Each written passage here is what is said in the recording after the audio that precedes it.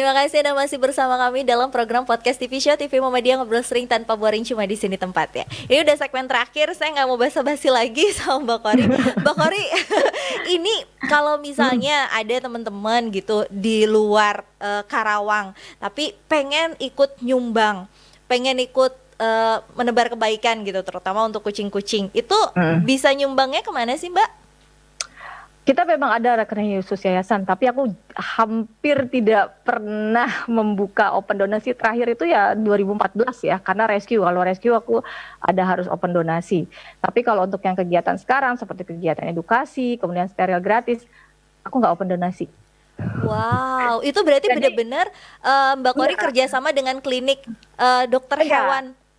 Selain kerjasama sama klinik, aku kejar CSR perusahaan pakan. Kemudian kita beberapa volunteer dan aku itu kita punya aku lebih prefer kayak karena sekarang aja ya lagi pandemi, jadi kita nggak ada bazar. Biasanya setiap bulan itu kita ada bazar, kita dikasih tempat bazar. Jadi aku lebih suka meng-create barang tapi jualan untuk donasi. Wah, bagus. Jadi aku nggak mau sombong banget. Nggak apa-apa. Maksudnya idenya lebih kreatif gitu, tanpa perlu meminta. Iya. Kayak sekarang aku lagi, kalau biasanya kita kerjasama dengan Pet Carpet gitu, terus kemudian ada juga Fashion Affair, kemudian ada Warung Noni, banyak. Jadi rata-rata volunteer itu mereka punya usaha gitu. Jadi walaupun kerja tapi punya usaha. Jadi usahanya itu memang khusus buat biaya kucing-kucing. Kayak gitu. Dan mereka donasi, aku prefer donasinya begitu. Jadi beli produknya gitu. Jadi bisa ngebantu si owner sebagai volunteer, karena kan dia punya kucing harus dikasih makan juga. Dan tapi juga ngebantu peduli kucing. Kayak gitu. Aku lebih suka begitu. Benar. Itu ide kreatif yang cerdas itu. Dan kita bikin barang-barang yang istilahnya nggak jarang ada di pasaran. Jadi orang tuh bakal cari gitu loh. Itu beneran kok. Kayak gitu. Jadi aku lebih suka mereka kalau volunteer jangan open donasi. Kalau bisa open donasi itu pilihan terakhir gitu loh.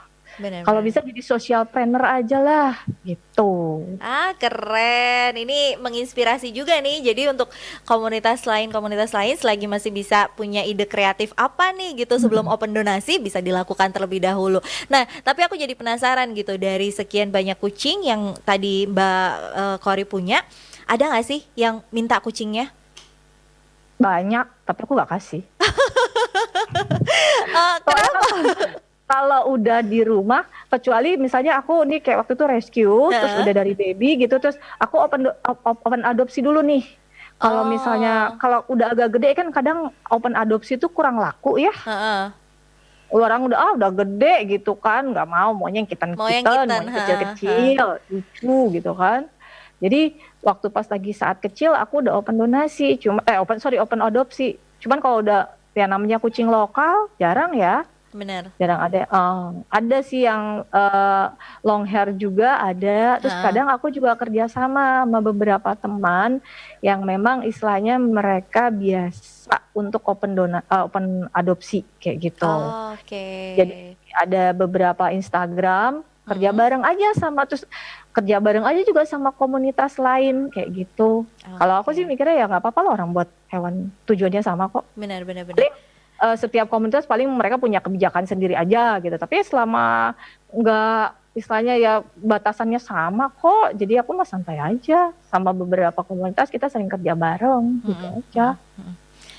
Aku jadi penasaran juga, jenis-jenis kucing yang Mbak Kori punya itu dari 37 apa aja berarti tipenya?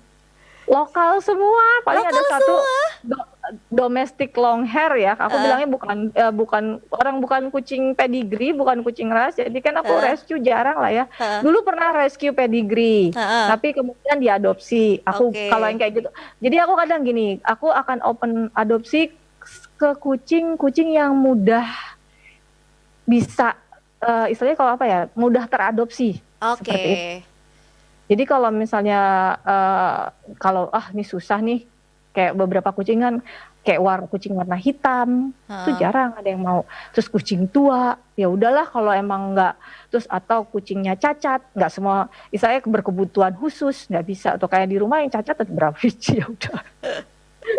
Kayak gitu, jadi istilahnya harus kalaupun aku open adopsi sama orang yang benar-benar komitmen, kalau itu kan kasihan. Iya sih. Paling nggak kan kalau misalnya udah kita rescue, kita udah bagusin, kita udah cakepin, paling nggak saya berharap kehidupan dia lebih baik. Kalau enggak mah kayak Pisham aja nih jadi kucing sawah ya. Pisham jadi kucing sawah kan, happy dia kucing sawah. Gitu. Pulang pokoknya yang penting aku dapat makan, terus aku main gitu aja. Jadi aku lebih prefer ya. Kadang kalau kayak sekarang melihat lingkungannya lebih baik ya nggak apa gitu. Tapi kalau kayak di Jakarta kayaknya nggak bisa begitu. Yang ada dikomplain orang. Aku jadi penasaran juga nih soal kerja sama dengan dokter hewan gitu. Tadi kan apalagi buat sterilisasi gitu, berarti kan harus bekerja sama dengan klinik-klinik hewan. Kalau sejauh ini Mbak Kori udah kerja sama dengan berapa banyak dokter hewan, Mbak? Untuk saat ini yang rutin ya, untuk rutin program steril gratis itu 7 setiap tahun. Kayak gitu. Terus sebenarnya sih ya jadi teman gitu, dan aku pun istilahnya kita menghargai profesi, jadi aku nggak mau nawar-nawar gitu juga ya, soalnya kan kasihan ya mereka cari duit di situ kan. Benar. Jadi aku cari selainnya, jadi aku kerjasama dengan perusahaan pakan, aku minta CSR-nya, Company Social Responsibility. Ya biasa setiap perusahaan besar kan punya kan ada CSR-nya. Jadi kita kerjasama, kita bantu promosi produknya dia, produk pakannya kayak gitu. Itu pun aku produk pakan milih gitu. Kalau kira-kira yang anak saya baik terus sama kucingku tuh oke gitu. Istilahnya emang jadi istilahnya kalau ke kucing tuh kalau yang istilahnya ini kayaknya aku nggak srek, aku nggak ambil. Tapi kalau ini aku srek, oke, jalan bareng. Jadi lebih ngikutin hati sih, dan alhamdulillah selalu dapet sih. Jadi intinya gini loh Mbak, kalau aku tuh kalau misalnya kita ada kemauan itu banyak jalan, tapi kalau nggak ada kemauan banyak alasan. Nah itu dia, bener juga. Cara pikirnya harus kayak gitu ya gitu, jadi biar kita terus ada jalan gitu, nggak mungkin nggak ada jalan. Jadi kadang saya bisa itu membuat saya ngukur sendiri. Kalau saya udah bilang ini nggak bisa nih, ya berarti udah banyak. Ini udah anak ada ini berarti udah banyak alasan. Berarti aku kurang srek nih gitu kemauanku. Jadi aku udah bisa mengukur. Oh berarti aku nggak terlalu ini nih gitu. Tapi kalau misalnya ya udah oke. Jadi istilahnya ya mempermudah aja gitu. Ntar kita dipermudah. Oke. Udah. Luar biasa. Mbak, ini aku mau dong Mbak Kori, ini kan aku udah di 3 menit terakhir. Kasih pesan-pesan lah buat para pecinta kucing, para pemilik kucing, orang-orang yang memelihara kucing. Gimana sih sebenarnya harusnya menjaga kucing yang baik gitu, biar biar tetap ada hak-hak kucing itu juga terpenuhi gitu, Mbak. Oke, sebenarnya kucing jalanan itu asal muasalnya lebih banyak dari kucing peliharaan. Jadi pemiliknya itu kurang tanggung jawab.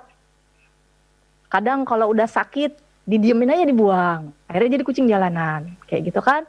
Padahal sebenarnya kalau kucing jalanan bener itu mereka juga istilahnya tingkat survive-nya kecil karena cari makan susah gitu kan.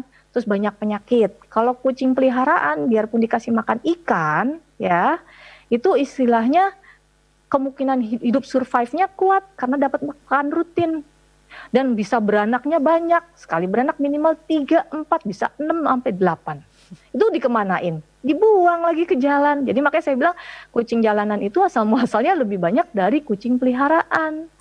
Nah, aku berharap setiap pemilik binatang apapun, komitmen waktu, komitmen keuangan, dan tidak melihat cuman hewan itu sebagai objek. Cuma kucing. Kan beberapa banyak orang seperti itu. Padahal kan enggak, dia makhluk bernyawa loh. Bisa mati, bisa sakit, bisa sedih. Kayak gitu. Jadi lebih ke komitmen, melihara hewan itu komitmen seumur hidup. selama umur kucing, hewan itu hidup, bukan cuman kucing, semuanya kayak gitu. Oke, jadi setiap kita ingin memelihara, kita udah harus tahu nih, berarti tanggung jawab kita tuh nambah makanya, nih gitu. Jadi belajar, jadi makanya saya kalau jargonnya Peduli Kucing itu pemilik hewan yang bertanggung jawab dan cerdas. Nah, saya mau orang itu belajar. Jadi cara pelihara yang benar gimana? Jangan piara kucing dulu baru belajar dulu baru pelihara kucing. Betul, gitu. Betul, setuju. Karena kalau misalnya udah belajar baru pelihara kucing, setidaknya nggak ada lagi tuh kucing-kucing, nambah lagi kucing-kucing yang dibuang sama majikannya, atau kucing-kucing yang malah nggak keurus cuma di kandang doang.